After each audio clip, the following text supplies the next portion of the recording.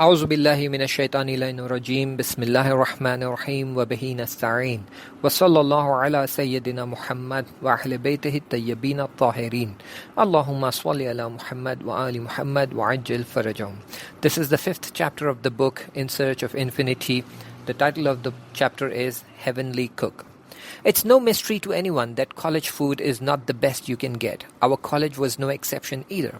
Half the college had the same challenge. It was a war between taste buds and the hungry stomach. We had to fight against our taste buds to feed our hungry stomachs. Plus, it was not permissible to cook in the hostel facility. If the warden finds out that someone has been cooking in the hostel, strict disciplinary action was taken against them. However, the great challenge was the time at which the food was served, especially during the month of Ramadan.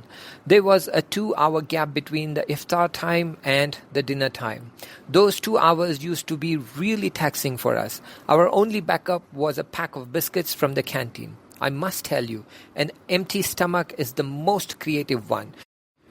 We have tried the most out-of-the-world experiments with food to satiate our hunger in those 2 hours, right from water-dipped biscuits to biscuit achar sandwiches. Most of my fastings used to be without sahri because there was no arrangement of food at those hours. It used to be a really tough time. I can't remember why, but my hostel warden sent me to the kitchen of our canteen for some work in the evening. When I entered the kitchen, the cook was busy with his chores. He saw me in hijab and asked, "Are you a Muslim and do you fast?" I said, "Yes, I do." He asked, "What do you do for your sahri?" I replied, "Nothing, a pack of biscuits, maybe, or at the most Maggi noodles." He said, "I will cook fresh sahri for you and leave it in the kitchen by midnight. Come and collect it at sahri hours." He then continued, "I was a non-Muslim and I married a Muslim girl. Then I reverted to Islam. If my wife comes to know that there is a Muslim girl in the hostel who fasts without sahri, she will feel really upset. By the time I finish my work here, clean up the place and go, it's almost midnight. So just before leaving, let me prepare some food for you and keep it aside. You can come at the sahri time and take it from here." Alhamdulillah. Truly Allah subhanahu wa ta'ala is the best planner.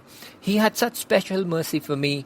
Every time I was stuck in a challenging situation, He would make such special arrangements for me. I guess it was the prayers of these little kids from the orphanage that Allah subhanahu wa ta'ala has special mercy for me.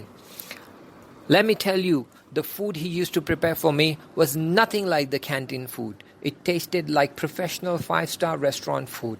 It must have been the sincerity, the ikhlas of that cook that made the food so tasty. Alhamdulillah, all through the month of Ramadan, He would leave sahri for me, and that made my fasting easier. May Allah subhanahu wa ta'ala feed all the poor and help them, especially the children of Iraq, Yemen, and other war-afflicted areas.